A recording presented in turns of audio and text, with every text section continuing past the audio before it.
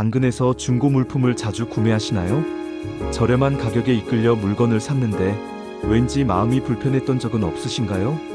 오늘은 양띠분들이 풍수학의 관점에서 집에 절대 들여놓아서는 안 되는 8가지 물건에 대해 이야기해 드리겠습니다. 구독과 좋아요를 부탁드리며 소원을 댓글에 하나씩 남겨주세요. 매일 여러분을 위해 기도드리겠습니다. 그럼 이제 시작하겠습니다. 첫 번째로 집에 들여놓지 말아야 할 물건은 비극적으로 생을 마감한 사람의 소지품입니다. 자연스럽게 삶을 마무리한 사람의 물건은 큰 해가 되지 않을 수 있지만 사고나 자살 등 불행한 죽음을 맞은 사람의 물건은 다릅니다. 이런 물건에는 생명력 대신 죽음의 에너지가 담겨 있다고 봅니다. 예를 들어 갑작스러운 사고로 세상을 떠난 사람의 의류나 가구를 집에 들이면 그 슬픈 기운이 집안에 배어 가족의 행운을 약하게 만들 수 있습니다. 양띠 사람들은 섬세한 감수성과 따뜻한 마음으로 이런 기운을 예민하게 느낍니다. 이들은 집에 들이는 물건의 느낌을 조용히 살펴보며 불편한 기운이 감지되면 부드럽게 거부합니다.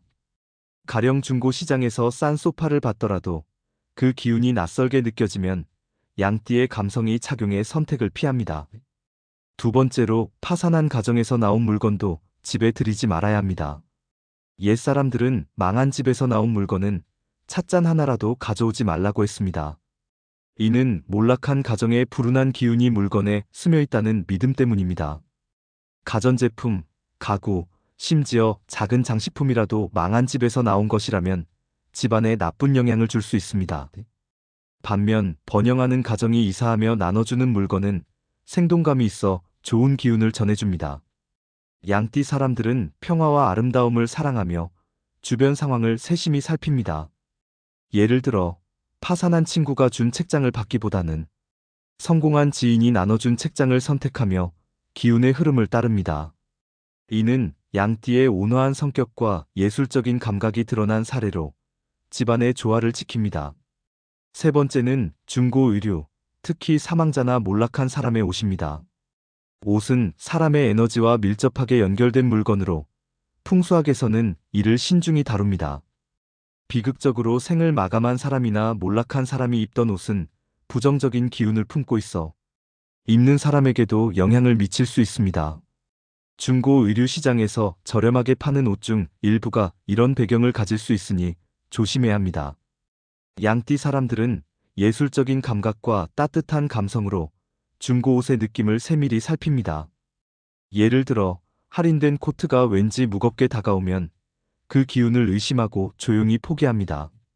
이는 양띠의 예민한 감성과 조화를 중시하는 성향이 조화를 이룬 결과로 집안의 기운을 깨끗하게 유지합니다. 네 번째는 제사용품과 관련된 물건입니다. 제사는 조상의 기운과 깊이 연결된 의식이라 제기나 제사, 도구를 다른 지가문에서 중고로 드리는 것은 피해야 합니다. 다른 집안의 조상을 위해 사용된 물건을 드리면 그 조상의 자리를 침범하는 것처럼 되어 불운을 초래할 수 있습니다. 다만 같은 조상을 모시던 가정에서 물려받는 경우는 예외입니다. 양띠 사람들은 가족에 대한 깊은 애정과 전통을 아름답게 받아들이는 마음으로 자신의 뿌리를 지킵니다. 예를 들어 부모님께 받은 제기를 사용하는 것은 당연하게 여기지만 출처 불명의 중고 제기는 거부합니다. 이는 양띠의 온화한 성격과 조화로운 가치관이 어우러진 선택으로 집안의 평온을 지킵니다. 다섯 번째는 신발과 모자입니다. 풍수학에서 신발은 성공을, 모자는 명예를 나타냅니다. 이 두 가지는 중고로 쓰면 안 되는 물건으로 여겨집니다. 특히 아이들에게 중고 신발을 신기면 그 아이의 잠재력이 억제될 수 있다고 봅니다. 옷은 중고로 입어도 괜찮지만 신발과 모자는 새 것으로 마련해야 합니다. 양띠 사람들은 따뜻한 마음과 아름다움을 추구하는 태도로 가족의 행복을 챙깁니다. 예를 들어 자녀에게 중고 모자 대신 새 모자를 사주는 선택으로 그들의 앞길을 북돋웁니다. 이는 양띠의 감성적인 태도와 세심함이 결합된 모습으로 집안의 번창을 돕습니다. 여섯 번째는 가전제품입니다. 중고 가전을 들릴 때는 반드시 대가를 지불하고 거래해야 합니다. 지인에게 공짜로 받으면 그 사람의 운이 물건에 남아 집안에 영향을 줄 수 있기 때문입니다. 특히 몰락한 사람이나 비극적으로 사망한 사람의 가전제품은 절대 들이지 말아야 합니다. 양띠 사람들은 관계에서 평화를 중시하며 불필요한 마찰을 피하려 합니다. 예를 들어 이웃이 무료로 준 냉장고를 받기보다는 소액이라도 지불해 거래하거나 정식 매장에서 구매합니다.